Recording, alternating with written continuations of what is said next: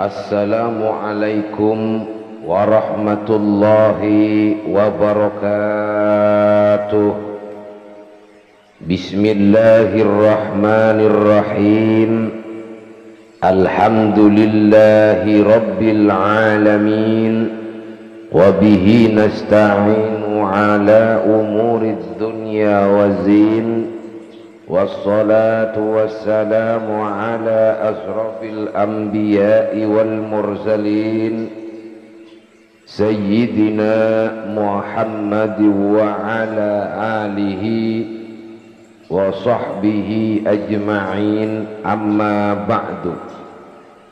Saudara yang budiman, yang dirahmati oleh Allah subhanahu wa ta'ala, di dalam Al-Quran Allah subhanahu wa ta'ala berfirman, Bismillahirrahmanirrahim, wa ta'awanu 'alal birri wat taqwa wa la ta'awanu 'alal itsmi wal 'udwan.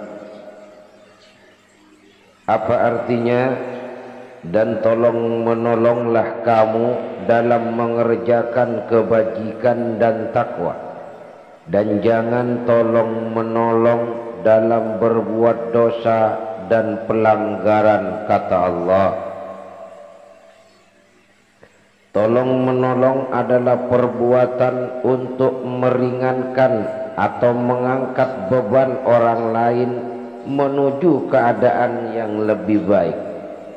Menolong bisa dilakukan dengan tenaga, materi, atau pikiran. Menolong merupakan keharusan dalam kehidupan bermasyarakat. Sebab apa? Sebab tolong menolong merupakan kebutuhan manusia. Tak ada manusia yang dapat hidup tanpa tolong menolong.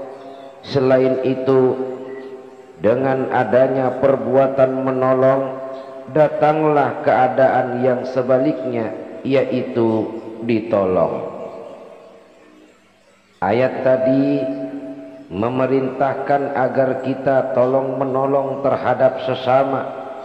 Namun perlu diketahui bahwa hanya tolong menolong dalam hal kebaikan dan takwalah yang mendapatkan ijabah dari Allah subhanahu wa ta'ala. Sebaliknya, segala bentuk tolong menolong dalam hal kemungkaran hanya mendapatkan murka dari Allah. Tolong menolong dalam perkara keburukan juga menyalahi fitrah dan etika manusia di permukaan bumi. Manusia sangat memerlukan pertolongan berupa materi, pikiran, atau semisalnya. Sebab tak ada manusia yang tidak lepas dari persoalan dan masalah. Kapan dan dimanapun misalnya dalam kehidupan berumah tangga terjadi sebuah perkara kecil di antara suami istri. Suami enggan membantu pekerjaan rumah sang istri, atau suami maupun istri tidak tanggap terhadap pentingnya kerjasama dalam hal-hal yang tergolong sepele pun. Maka keadaan semacam ini bisa menjadi bumerang yang akhirnya bisa memecah bahtera rumah tangga ini. Demikian juga dalam konteks kehidupan bermasyarakat. Jika tidak ada lagi kepedulian terhadap sesama, maka mustahil tercipta kerukunan. Dalam kehidupan bermasyarakat, tolong menolong merupakan sebuah keharusan dan bukti ketinggian akhlak seseorang, juga sesatus ketinggian sifat sosial orang tersebut. Sampai-sampai banyak yang berpura-pura suka menolong hanya untuk mencari simpati orang lain. Pertolongan senantiasa kita butuhkan dalam kehidupan setiap saat dan waktu.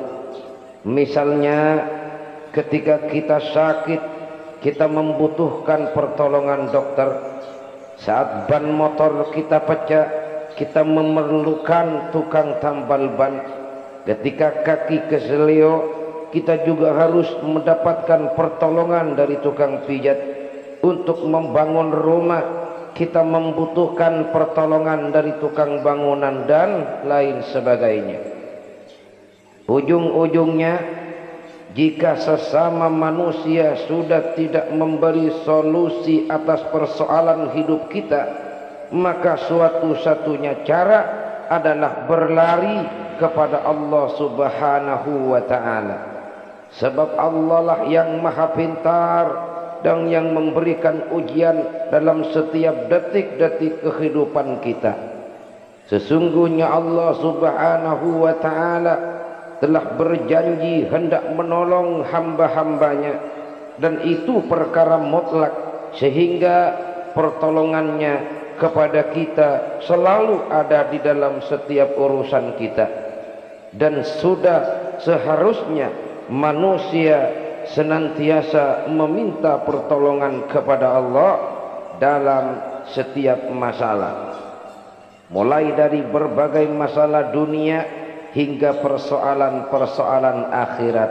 Saudara yang dirahmati Allah Subhanahu wa ta'ala, akan tetapi ada kalanya kita harus lebih mendekatkan diri kepada Allah.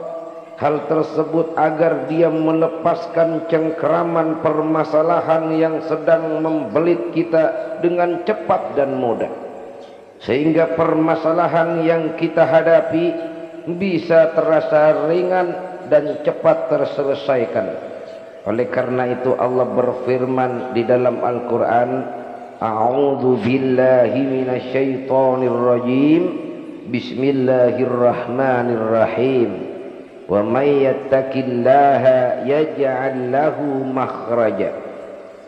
Barang siapa yang bertakwa kepada Allah, niscaya dia akan mengadakan baginya jalan keluar. Lalu terkait dengan ayat tersebut, Syekh Abdul Aziz bin Bas berkata, siapa yang menginginkan pertolongan Allah dan selamat agamanya serta akhir yang baik, husnul khatimah, maka bersabarlah dalam ketaatan kepadanya, serta hendaklah ia menjauhi segala larangan-larangannya dimanapun kita berada. Ini adalah sebab datangnya pertolongan dari Allah Subhanahu wa ta'ala kepadanya. Saudara yang dirahmati oleh Allah, zaman semakin maju, berbagai aspek kemudahan menyerang setiap titik-titik kehidupan kita. Namun ironisnya, semua itu menyebabkan ketidakpekaan kita terhadap kondisi sekitar. Utang yang melilit dan kondisi ekonomi yang sulit menjadikan kita berpikir sempit. Jika tidak kuat iman, jalan keluarnya adalah dengan berbuat kejahatan. Na'udzubillahi min dzalik. Meningkatkannya beban kehidupan seringkali menjadi satu alasan bagi datangnya masalah demi masalah dalam kehidupan kita. Apalagi kita hidup di kota metropolitan, kota yang tak kenal toleransi.